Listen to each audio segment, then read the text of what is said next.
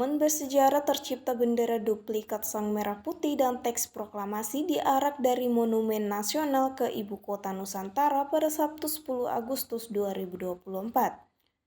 Acara ini merupakan rangkaian kegiatan peringatan Hari Ulang Tahun ke-79 Kemerdekaan Republik Indonesia.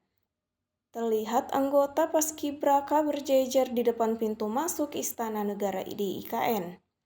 Namun tampak salah satu paskibraka hampir pingsan saat menunggu bendera Sang Merah Putih. Rekan yang berada di sampingnya sigap menahan kedua tangannya agar ia tak terjatuh.